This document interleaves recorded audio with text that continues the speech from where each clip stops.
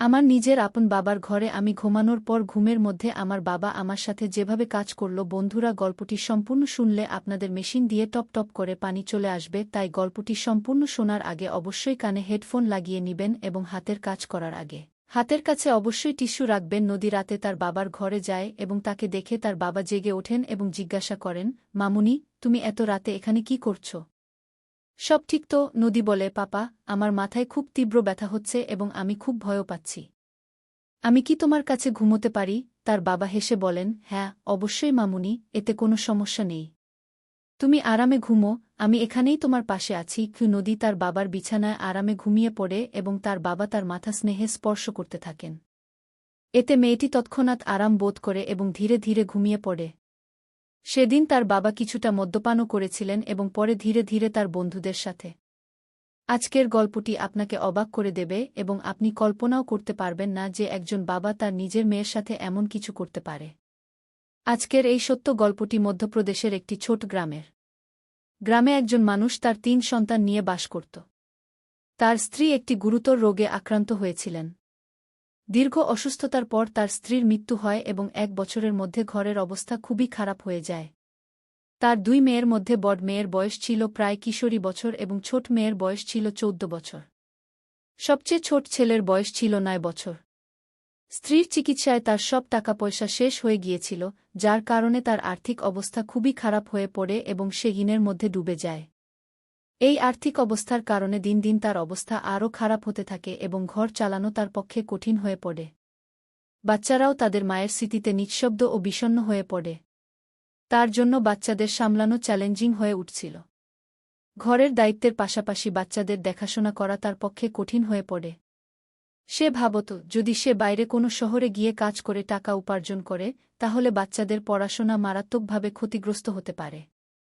আর যদি সে ঘরে থাকে, তাহলে ঘরের প্রয়োজনীয়তা ও খরচ মেটানো সম্ভব হবে না। এই সব ভেবে সে বেশ চিন্তিত থাকত। তখন তার মনে একটি ধারণা আসে যে, কেন না দ্বিতীয় বিয়ে করে ফেলা হয়? একটি নতুন স্ত্রী ঘরের দায়িত্ব সামলাতে সাহায্য করতে পারে এবং বাচ্চাদেরও সহজে সামলাতে পারবে।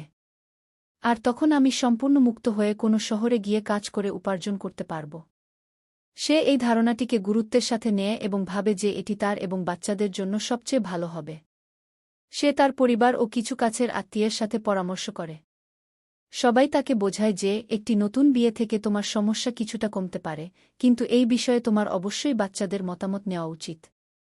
তারপর সে এই বিষয়ে তার মেয়ের সাথে কথা বলে। সে বলে, মামুনি, আমি ভাবছি যে দ্বিতীয় বিয়ে করে ফেলি এবং তোমাদের জন্য একটি মা নিয়ে আসি। এতে তোমাদের দেখাশোনাও ভালোভাবে হবে এবং আমিও বাইরে উপার্জন করতে যেতে পারব। তোমাদের মা এই দুনিয়া থেকে চলে যাওয়ার পর তোমাদের যে অবস্থা হয়ে গেছে, তা এখন আমার পক্ষে দেখা সম্ভব হচ্ছে না। বাবার এই সব কথা শুনে মেয়েটি একদম চুপ হয়ে যায়। তার মুখ থেকে একটি শব্দ বের হয় না। তার বাবা তাকে বোঝাতে গিয়ে বলে, দেখো মামুনি, যদি আমি উপার্জন করতে না যাই, তাহলে ঘর চালানো কঠিন হয়ে যাবে এবং আমি তোমাদের পড়াশোনা করাতে পারব না। এত বুঝানোর পরও মেয়েটি চুপই থাকে। বাবা ভাবে যে তার মেয়ে এখনও দুঃখিত, পরে অন্য দিন কথা বলবে।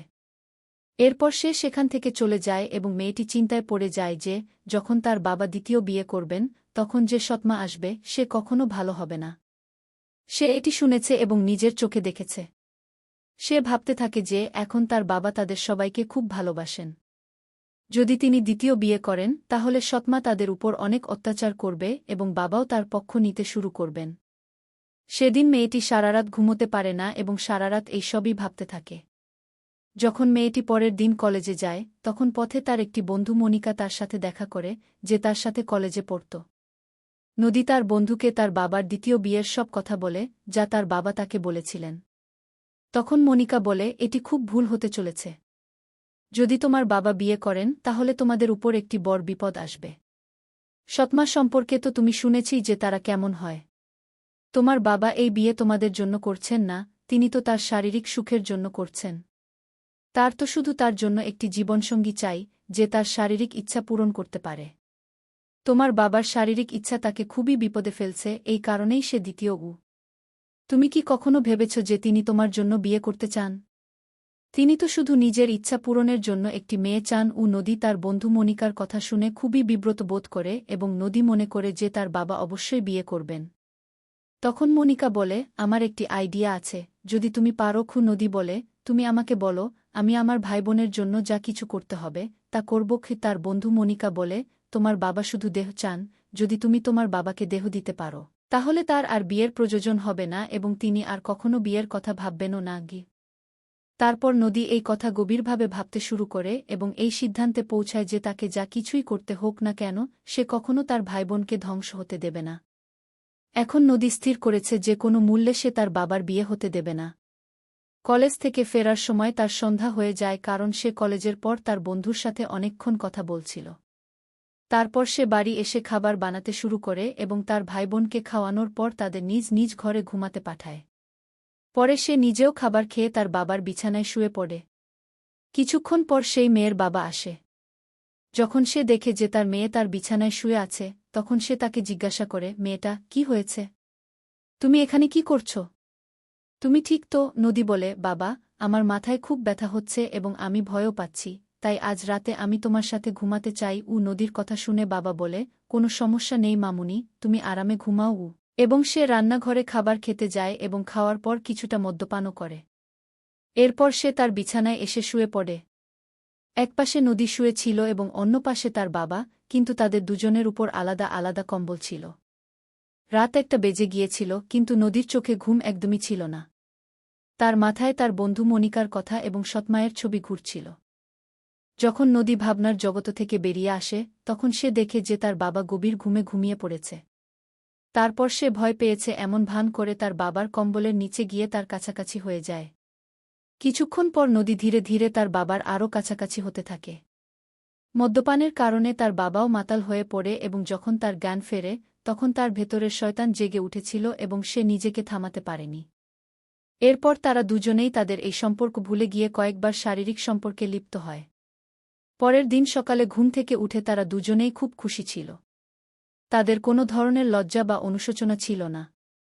এরপর এই সিলসিলা নিত্যদিন চলতে থাকে। এখন নদীও এর প্রতি আসক্ত হয়ে পড়েছিল।